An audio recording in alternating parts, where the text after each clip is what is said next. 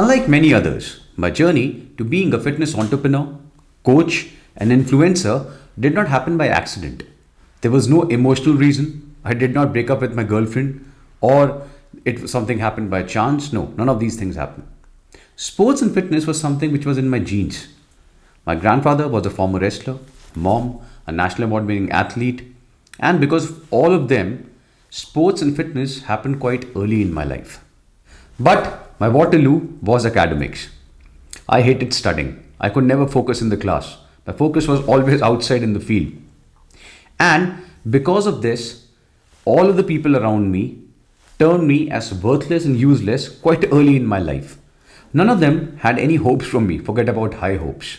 They were sure of one thing, that I would amount to nothing in my life, despite of the fact that I was good in sports, I was very good in dramatics and multiple other extracurricular activities. But just because I wasn't good in studying or I could not score good in academics, I amounted to nothing in the school, according to a lot of people.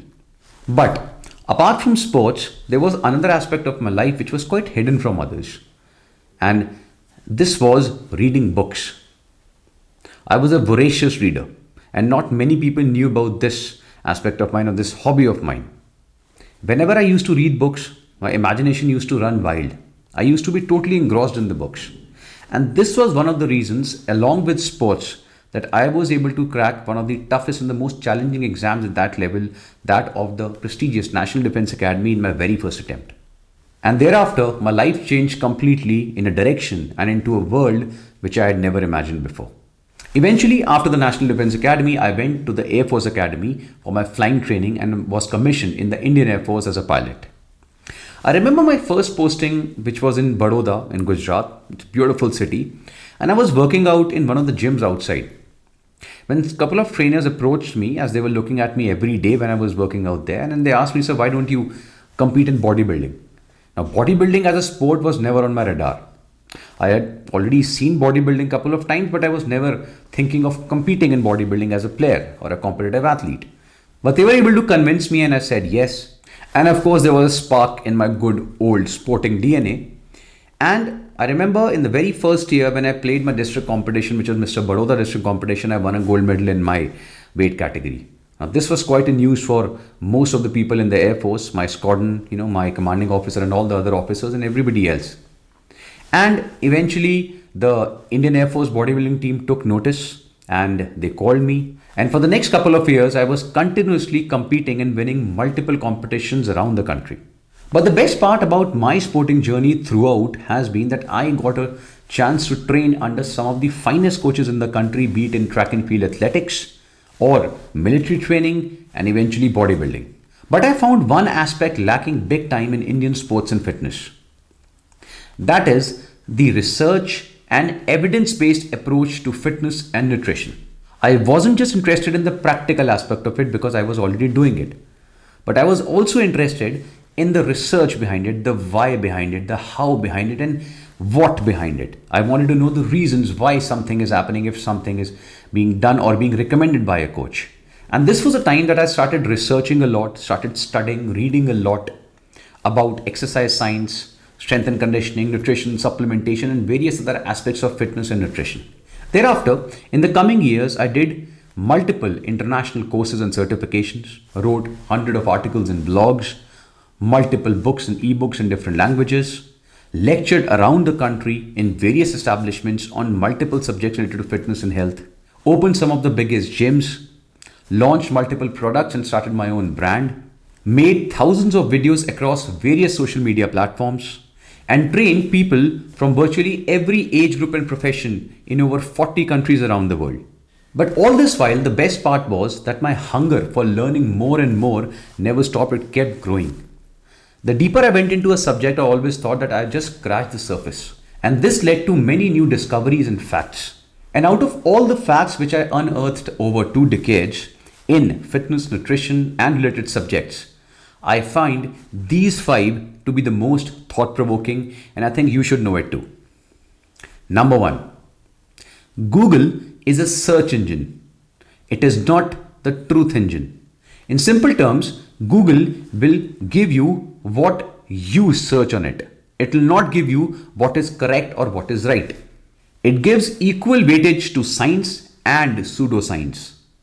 Researched and evidence-based information and self-made information. Today, the social media platform is full of pseudoscientific information when it comes to health, fitness and nutrition. And the simple reason is because social media today is the biggest marketing platform we have ever had in the human history. Yes, people are more informed than ever before, but they're also more confused and ill-informed than ever before. Fact number 2. Old doesn't mean right. Right means right. You must have heard a lot of, middle-aged people and elderly people telling you a lot of stories about their own glorious days, the good old days they have had, and how they used to study under the street lamps, and how everything in today's generation, right from social media to supplements, have literally destroyed the human species according to them. Now, of course, they're right in certain aspects, but they're also incorrect in many others. The only constant in the world is changed. And the world is changing at a much faster pace than ever before. And if we do not adapt to these changes, we will perish. That's why there has to be a proper focus on research-based information, evidence-based information. By the way, the reason they give for studying under the street lamps is more to do with the government inefficiency than anything to do with generational gap. Fact number 3. Indians love India, but they hate a lot of things Indian. We don't like our skin color. We want to get fair. But unfortunately, you cannot. There is no possible way. But there are companies outside who are trying to market you every possible fairness solution. We don't like our hair color, so we want to color them blonde. In turn, damaging them and burning them permanently and pouring tons of cancer-causing chemicals into your bloodstream. We don't like Indian food. Not because it is unhealthy. Not because it is less tasty. It's simply because the social media today or the internet today is full of Western influence, which is being more propagated by the local ill-informed coaches and dietitians who are trying to tell you the same. All this while forgetting a very simple fact that Asians has one of the oldest and the richest cuisines in the world. Land which is blessed with the finest spices and herbs of the world, which have unimaginable health benefits, many of which are being discovered now and literally baffling the Western world. Fact number 4. There's a difference in what is healthy and what is marketed healthy. Let me give you certain examples. Green tea is great for your health and so is coffee. But it won't help you lose weight. That's marketing. Sugar is not toxic and addictive as it was once thought to be. Yes, excess sugar is bad, but little sugar is also a pleasure of life. Rest all is marketing. Research is clear on the fact that there is nothing which can increase your height. No supplements, exercise, yoga, meditation, or any type of medicine is going to help you in increasing your height. But still the market is full of people promising you or companies promising you solutions to increase your height literally overnight. This is marketing. You cannot reduce your face fat, arm fat, side fat, belly fat, chest fat or fat from any other part of your body because spot reduction is simply not possible.